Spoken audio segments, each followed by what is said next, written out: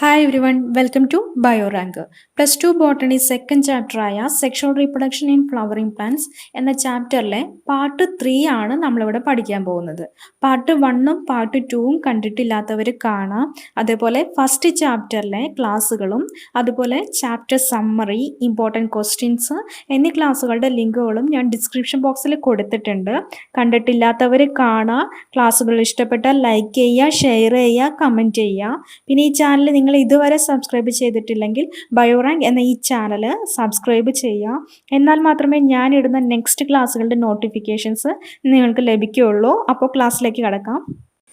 Development of male gametophyte. എന്താ mail gametophyte? Pollen grain അല്ലേ? നമ്മൾ മൈക്രോസ്പോറോജനസിസ് അല്ലെങ്കിൽ മൈക്രോസ്പോറിൻ്റെ ഫോർമേഷൻ കഴിഞ്ഞ ക്ലാസ്സിൽ പഠിച്ചല്ലേ? ആ ക്ലാസ്സിൻ്റെ കണ്ടിന്യൂവേഷൻ ആണിത്.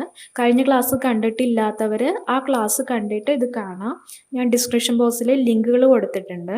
അപ്പോൾ നോക്കാം, നമ്മൾ കഴിഞ്ഞ ക്ലാസ്സിൽ മൈക്രോസ്പോർ ടെട്രാഡ് ഡിസോസിയേറ്റ് ചെയ്ത് ഓരോ മൈക്രോസ്പോറും പോളൻ ഗ്രെയിൻ ആകുന്നത് വരെ പറഞ്ഞു. ദെൻ പോളൻ ഗ്രെയിനിന് പിന്നീട് എന്തൊക്കെ ചേഞ്ചസുകളാണോ നടക്കുന്നത് നോക്കാം. First, it's haploid nucleus divided in two large vegetative cell and a small generative cell. Picture നോക്കാം. പോളൻ ഗ്രെയിനിലെ ഒരു ന്യൂക്ലിയസ് ഡിവൈഡ് ചെയ്യുന്നു. ദെൻ ഒരു സെല്ലായിരുന്നത് 2 സെല്ലായിട്ട് മാറുന്നു. ഏതൊക്കെയാണ്? Vegetative cell and generative cell. ഇതിൽ ഏത് സെല്ലാണ് വലുത്? വെജിറ്റേറ്റീവ് സെല്ല് അല്ലേ? Vegetative cell bigger and generative cell small cell. Vegetative സെല്ലിൻ്റെ ക്യാരക്ടേഴ്സ് എന്തൊക്കെയാണെന്ന് നോക്കാം. It is a bigger cell, has abundant food reserve and a large irregularly shaped nucleus. Generative സെല്ലിൻ്റെയോ? Generative cell is small, float in the cytoplasm of vegetative cell, spindle shaped with dense cytoplasm and a nucleus. Vegetative cell എന്ന് പറയുന്നത് അല്ലെങ്കിൽ vegetative സെല്ലിൻ്റെ function എന്ന് പറയുന്നത് generative സെല്ലിന് വേണ്ട nutrients provide ചെയ്യുക എന്നുള്ളതാണ്.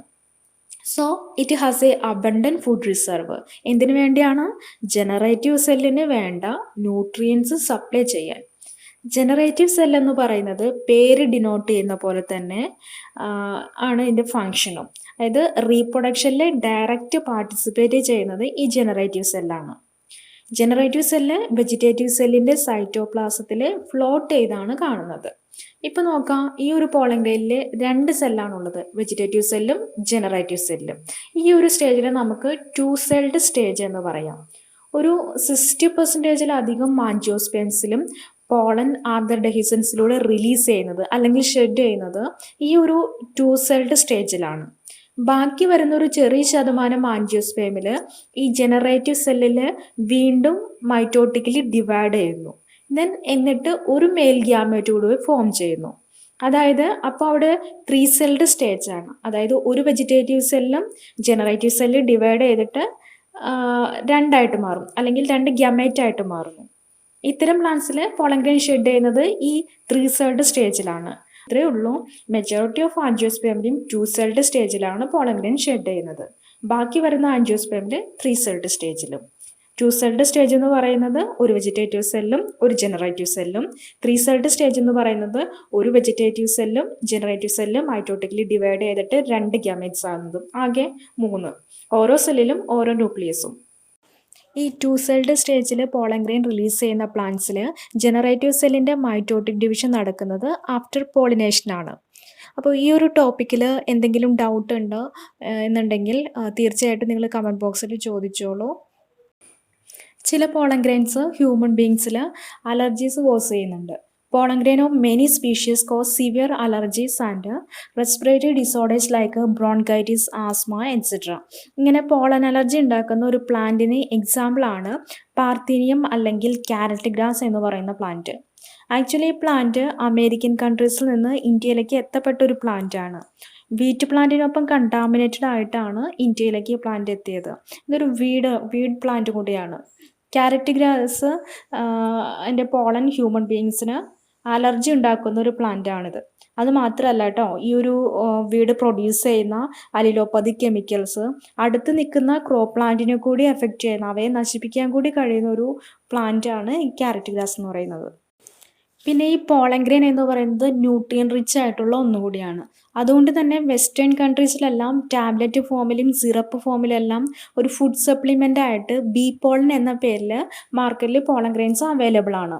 അത് പലപ്പോഴും അത്ലറ്റ്സും അതേപോലെ റേസേഴ്സിനും എല്ലാം പെർഫോമൻസ് ഇൻക്രീസ് ചെയ്യാൻ വേണ്ടിയിട്ട് ലീഗലായിട്ടും ഇല്ലീഗലായിട്ടും എല്ലാം ഈ പോളൻ പ്രൊഡക്ട്സ് യൂസ് ചെയ്യാറുണ്ട്. Then next topic, pollen viability. And the pollen viability, the period for which pollen grains remain viable or functional is called pollen viability. അതായത് പോളൻ ഗ്രെയിൻ റിലീസ് ചെയ്ത് എത്ര സമയം വരെ അത് ഫങ്ഷണൽ ആയിരിക്കും, ആ ഒരു ഫങ്ഷണൽ ആയിരിക്കുന്ന പീരീഡിനെയാണ് പോളൻ വയബിലിറ്റി എന്ന് പറയുന്നത്. ഇത് ഓരോ സ്പീഷീസിനും ഡിഫറെൻ്റ് ആയിരിക്കും. റൈസ്, വീറ്റ് പോലുള്ള പ്ലാന്റ്സിൽ 30 മിനിറ്റ്സ് വരെയാണ് വയബിൾ പീരീഡ് എങ്കിൽ മറ്റ് ചില സ്പീഷീസിലും ഇത് സെവറൽ മന്ത്സ് വരെ നീളാം. ദെൻ പോളൻ ബാങ്ക്, നമ്മൾ സീഡ് ബാങ്ക് എന്ന് പഠിച്ചിട്ടില്ലേ, അതുപോലെ മിക്കവാറും പോളൻ ഗ്രെയിൻസ് എല്ലാം ലിക്വിഡ് നൈട്രജനിൽ ലോ ടെമ്പറേച്ചറിൽ നമുക്ക് സെവറൽ ഇയേഴ്സ് വരെ സ്റ്റോർ ചെയ്യാം. ഇതിനെയാണ് പോളൻ ബാങ്ക് എന്ന് പറയുന്നത്. ഇങ്ങനെ പോളൻ ഗ്രെയിൻസ് സ്റ്റോർ ചെയ്യുന്നതിൻ്റെ പർപ്പസ് എന്തായിരിക്കും? ക്രോപ്പ് ബ്രീഡിംഗ് പ്രോഗ്രാംസിൽ ഒരു പർട്ടിക്കുലർ പ്ലാന്റിൻ്റെ പോളൻ ഗ്രെയിൻസ് നമുക്ക് എത്ര ഇയേഴ്സ് വേണമെങ്കിലും സ്റ്റോർ ചെയ്ത് യൂസ് ചെയ്യാൻ പറ്റും എന്നുള്ളതാണ്. ദെൻ നമ്മൾ മൈക്രോസ്പോറോജെനിസിസും മെയിൽ ഗ്യാമെറ്റോഫൈറ്റും പഠിച്ചു കഴിഞ്ഞു അല്ലേ. ഇനി നമുക്ക് മെഗാസ്പോറോജെനിസിസും ഫീമെയിൽ ഗ്യാമെറ്റോഫൈറ്റും ആണ് നോക്കാം. Female reproductive part of the flower represented by gynoecium and gynoecium consist of pistil. ഒരു ഫ്ലവറിൻ്റെ മെയിൻ റീപ്രൊഡക്റ്റീവ് പാർട്ട് ആൻഡ്രീഷ്യം ആണെങ്കിൽ ഫീമെയിൽ റീപ്രൊഡക്റ്റീവ് പാർട്ട് ഗൈനീഷ്യമാണ്. And gynoecium consist of pistils. Gynoecium, pistil, ഈ രണ്ട് ടേമുകളും confusion ആകണ്ട.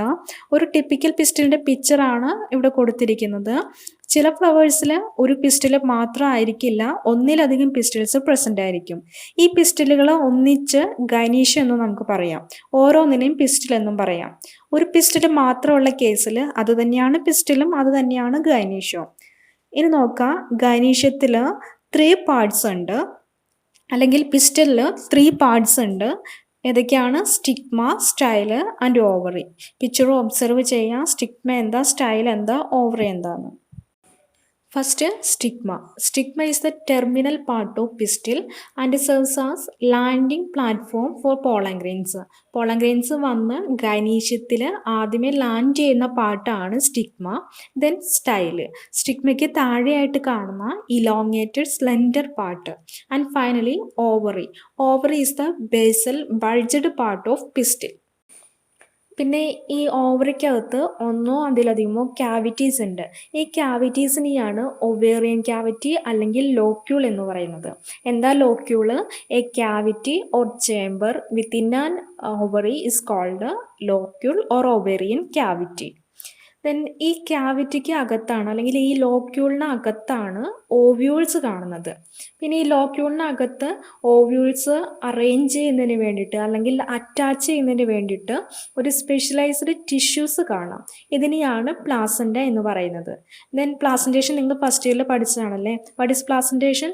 Placentation is the attachment or arrangement of ovules inside the ovary. അപ്പോൾ ഒരു ഗൈനീഷ്യത്തിലെ ബേസിക്കായിട്ട് അറിഞ്ഞിരിക്കേണ്ട കാര്യങ്ങളാണ് ഏതൊക്കെയാണ്? Gynoecium consist of pistil. പിസ്റ്റിൽസിലെ ഡിഫറെൻറ്റ് പാർട്സ് ആണ് സ്റ്റിഗ്മ, സ്റ്റൈല് ആൻഡ് ഓവറി.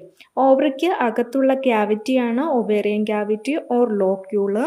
ഈ ലോക്യൂളിനകത്താണ് ഓവ്യൂൾസ് അറേഞ്ച് ചെയ്തിരിക്കുന്നത്. പിക്ചർ നോക്കി മനസ്സിലാക്കാം. കൊടുത്തിരിക്കുന്ന പിക്ചർ ഒരു ഫ്ലവറിൻ്റെ ഓവറിയുടെ CS അല്ലെങ്കിൽ ക്രോസ് സെക്ഷനാണ്.